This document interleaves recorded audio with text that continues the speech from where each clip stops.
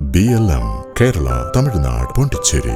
പ്രതിപക്ഷ ഉപനേതാവ് പദവി വേണമെന്ന CPI ആവശ്യത്തോട് CPM മുഖം തിരിച്ചിരിക്കുകയാണ്. ദേശീയ നേതൃത്വത്തിൽ ചർച്ച വേണമെന്ന ആവശ്യവും തള്ളി. CPI general secretary D. രാജ CPM ജനറൽ സെക്രട്ടറി MA ബേബിയുമായി ഇക്കാര്യം സംസാരിച്ചെങ്കിലും സംസ്ഥാന തലത്തിൽ തന്നെ തീരുമാനമെടുക്കട്ടെ എന്നായിരുന്നു പ്രതികരണം. CPIയുടെ സമ്മർദ്ദത്തിന് വഴങ്ങേണ്ടതില്ലെന്നാണ് CPM സംസ്ഥാന നേതൃത്വത്തിന്റെ നിലപാട്. ഉപനേതാവ് പദവി അംഗീകരിക്കാനിടയില്ലെന്ന ബോധ്യത്തിലാണ് CPIയും. ആവശ്യം അംഗീകരിച്ചില്ലെങ്കിൽ എന്തു നിലപാട് സ്വീകരിക്കുന്നതിനെ കുറിച്ച് പാർട്ടിയിൽ ഭിന്നാഭിപ്രായമുണ്ട്.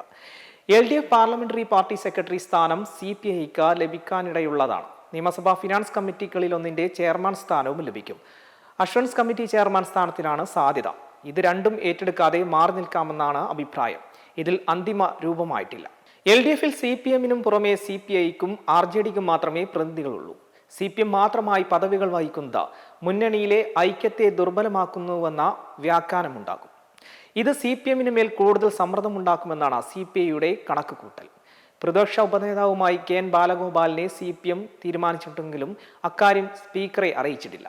അതിനാൽ ഉപനേതാവിനുള്ള പ്രത്യേക മുറിയും നിയമസഭയിൽ അനുവദിച്ചിട്ടില്ല. ഫിനാൻസ് കമ്മിറ്റികളിലൊക്കെയുള്ള തിരഞ്ഞെടുപ്പ് 24-നകം പൂർത്തിയാകും. ഇതിനു മുൻപായി CPM-CPI തർക്കം തീർക്കേണ്ടത് ആവശ്യമാണ്. 3 അംഗങ്ങൾ BJPക്കും ഉള്ളതിനാൽ പ്രതിപക്ഷത്തിന് ലഭിക്കുന്ന കമ്മിറ്റികളിലേക്ക് അവർ എത്താനുള്ള സാധ്യതയും ഏറെയാണ്. CPI വിട്ടുനിന്നാൽ അത് BJPക്ക് വഴിയൊരുക്കുന്നതിന് ഇടയാക്കും. ഇതും ഇടതുപക്ഷത്തിന് വെല്ലുവിളിയാണ്. ധവളപത്രം പുറത്തിറക്കിയതിനു ശേഷം ഇടതുമുന്നണി എന്ന നിലയിൽ കൂട്ടായ പ്രതിരോധം തീർക്കാൻ CPI-CPM തർക്ക കാരണം കഴിയിട്ടില്ല എന്നതും ശ്രദ്ധേയമാണ്.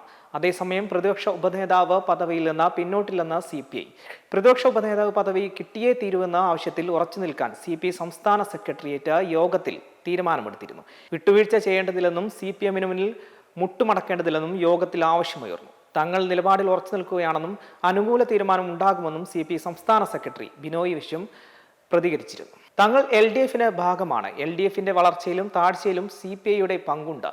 LDF എന്ന മുന്നണി എത്രമാത്രം CPMന്റേതാണോ അത്രയും CPIയുടേത് കൂടിയാണ് ബിനോയ് വിശ്വം പറഞ്ഞിട്ടുണ്ടായിരുന്നു.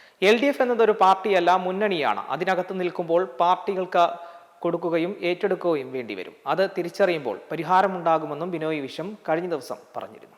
BLM കേരള തമിഴ്നാട് പോണ്ടിച്ചേരി.